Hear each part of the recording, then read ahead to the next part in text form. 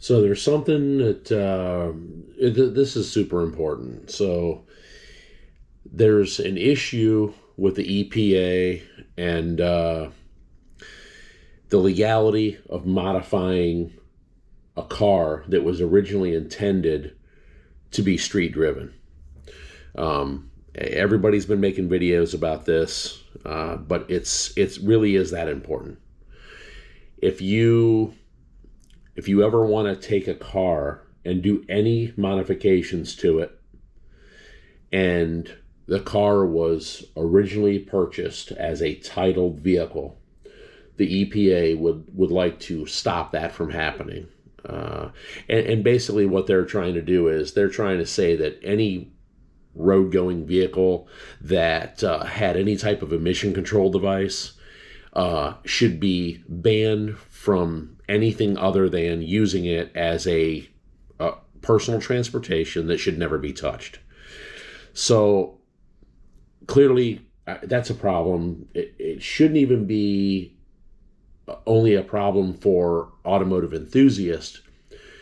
It should be a problem for any American, whether they do or do not do modifications to an automobile. It's so far overreaching that where you're paying for a product and you pay for it, but you can't do anything to it. That's an issue. So I know that everybody knows the story from Brent at PFI that got nailed with a fine. And recently, a gentleman by the name of Jamie Meyer from the performance racing industry sat down with Brent. The videos actually, Brent has one up at PFI Speed, and PRI actually has the video up on their YouTube channel as well at this point. So, number one, it's real important for people to actually sign the RPM Act. And I know this seems one of those things that it would never happen, but I'm here to tell you that the government, they'll force things on you that they chip away at small things until they can grab the big stuff. And this is one of those things that this won't stop. That they'll keep on until you can't do anything. I mean, at this point, they don't even want us leaving the house. So for me, this is obviously an issue because we modify cars. It's what we do. We do it. We do it after work. We do it on the weekends. We do a lot of racing with these cars. We use these cars for personal use. Where hey, it's a daily driver. Somebody wants to go buy a daily driver Camaro and put a supercharger on it. They're not going to allow that. And let me tell you, it's already going on in California, where they've recently passed some new bullshit laws, and basically, so these like Edelbrock, use them as an example. They might apply for a CARB exemption for a supercharger kit. Now, if they can prove to the federal government that the supercharger kit does not in any way increase emissions, they'll give them this CARB number that they can sell this thing, legal for sale in California kind of stuff. So now when you put a supercharger on a car, or basically any real modification, you can put a cold air intake on your car. You can do probably a set of headers, and it really, I mean, you can get more out of it if it's tuned, if the computer is tuned properly. But you can do it without tuning it for a couple things, but not much more than that. So recently, California passed a law and basically says the computer in the car cannot be touched. And when they now, instead of just checking your car for the visual inspection and checking your car for tailpipe emissions, basically making sure it's still got cats on it and things like that. It's burning clean. Now, in California, they're plugging into the computer, and the checksum values in the computer show that it's been tampered with. Now, when it's been tampered with, it might be because of the supercharger kit that was added. That was a legal kit in California. If that car has been plugged into and tuned, now it's probably cleaner than what it came from the factory if it has a supercharger on it. It's just like superchargers, things like that, make things extremely efficient. They burn they burn fuel more efficiently, so the car would pass the tailpipe sniffer test with no issue. But they're denying people that have a legal supercharger kit for the state of California. They're not letting them register the cars based on the fact that they plug into the computer and it's been tampered with. Well, it's been tampered with because tuning the car is something that must be done if you put some of these kits on it. It's not harming the environment at all. It's probably better than when it originally didn't have a supercharger, honestly. But they're clearly causing problems because they're taking a kit that they said is okay, but they're not letting it pass any of the tests because of the computer, and you can't register the vehicle. So now these guys have Mustangs, Camaros, Corvettes. They bought these kits that were legal in that state, and now all of a sudden they're not. So those are the things that slowly happen. And so when you get a nation of enthusiasts, people that are in the industry. Now, guys that are manufacturing performance parts for cars, they're going to be out of business. The shops that install some of this stuff, they're going to have to do different types of work to stay in business. Guys like Brent claims that they only do race cars. So the problem for Brent is not that it has to pass any type of emission testing. The problem for someone like PFI is if the government tells you that if that car had a VIN number at any time in its life, it can't be modified. Well, that means you can't turn anything into a race car but a purpose-built race car. And anybody that knows how this works, we go buy a new car, we drive this Mustang, Camaro, Corvette, whatever, Challenger. We drive these things for 2 or 3 years, and then somebody starts to modify them. All of a sudden, it's not a daily car anymore, and these things support these shops. That's going to go away because you can't modify a car that had a VIN. And if anybody's ever I don't know what you would even do except for buying some people might not know this, but you can go to GM and buy a Camaro. They call it body in white. It's essentially just the body with no suspension, no engine, no interior, no anything. And that's what people buy when they want to build a dedicated race car in a lot of cases.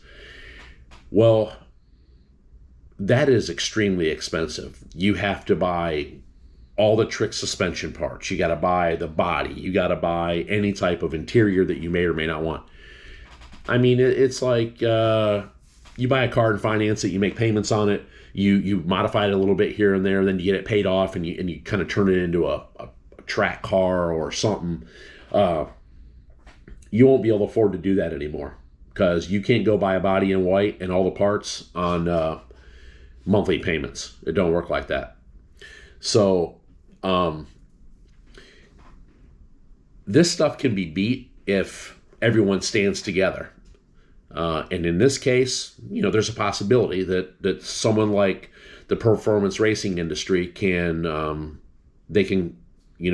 circle the wagons, get everybody together, and we can help get these elected officials, get them, on our side because they're elected. Now, the people at the EPA, they're not elected. They're actually just appointed, so that they do not have your interest, and they're not elected, so they're not worried about losing their jobs. So these are just people that are put in place that are taking your rights away. So I'm going to tell you a personal story about how the government works.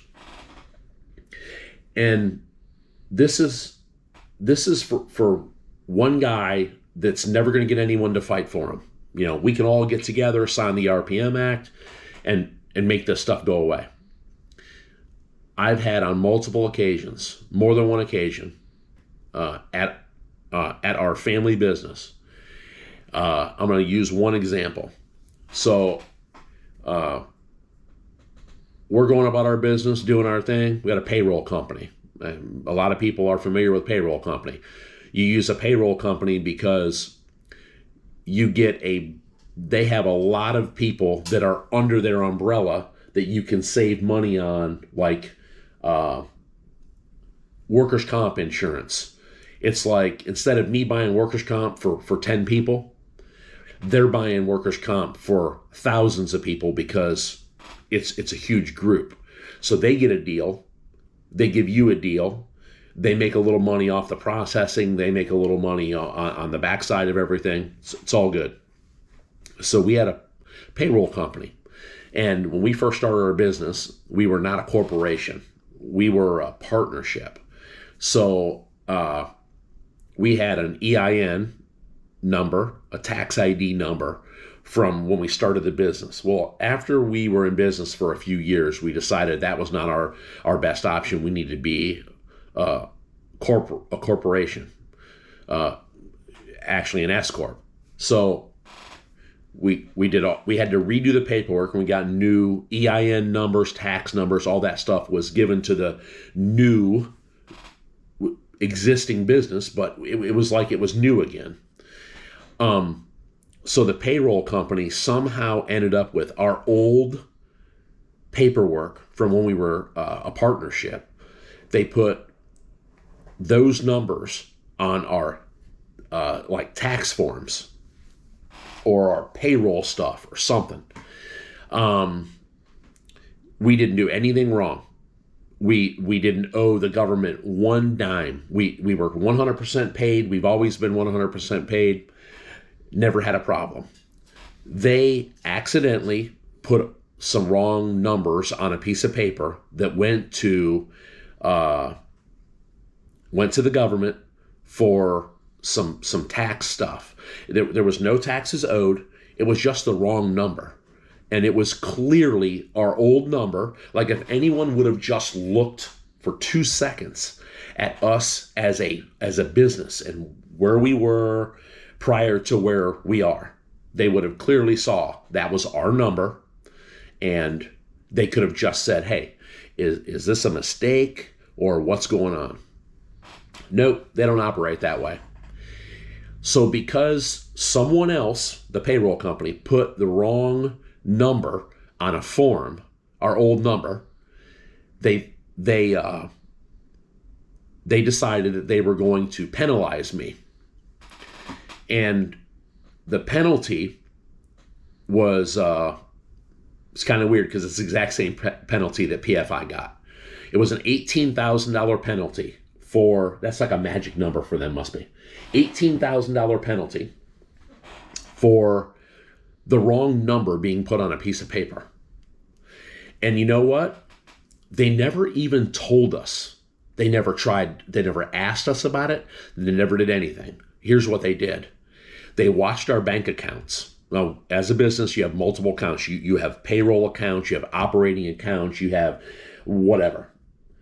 So we had our regular account. They watched it until it had over $18,000 in it, and they just seized it. They took they just, they have run of the banks.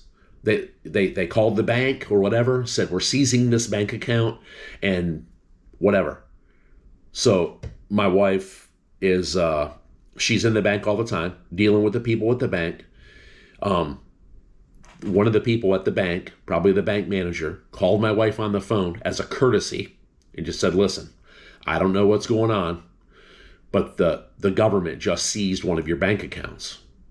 Of course, we're shitting because, number one, we need that money to make payroll and things like that. We're not making $1 million. So what I had to do was I had to end up getting my accountant. We went to a local branch of the government. It's tax stuff. And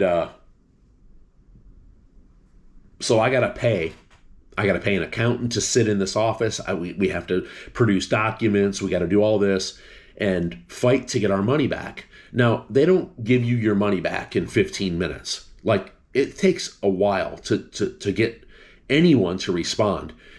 And every time you call them, you get an office in Indiana and you plead your case, then they are going to look into it.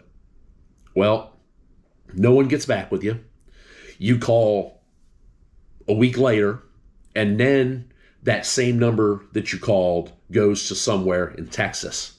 Well, the person in Indiana, they're not like updating the account. So the person in Texas you're talking to now, they have no idea what the person in Indiana you talked to a week ago is doing, because nobody communicates, nobody's doing their job. And honestly, it's not their $18,000.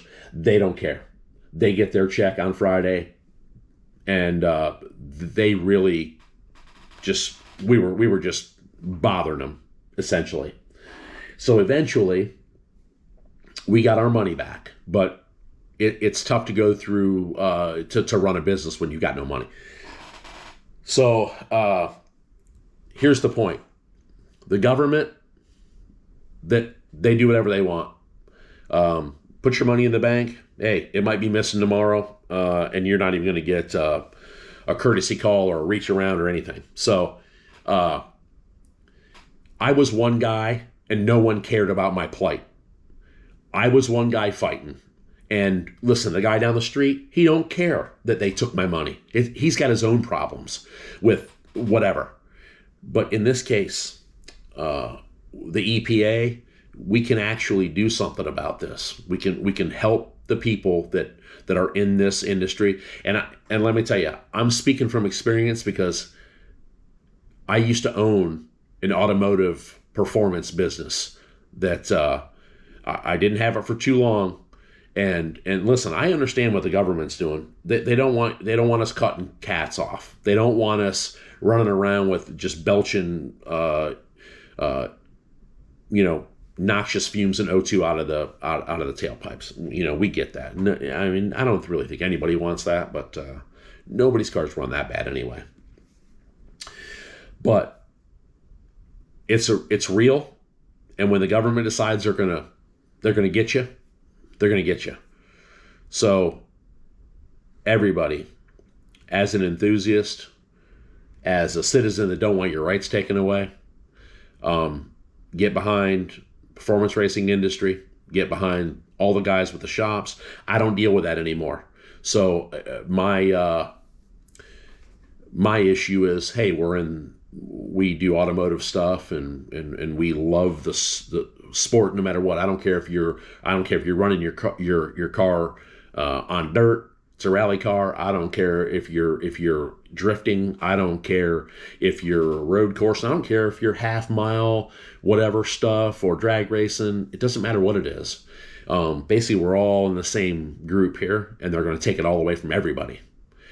So do everyone a favor, including yourself. Stop letting your rights get taken away. Sign the RPM Act. And let's get this dealt with. It's bullshit all the way around, and just get out and do it.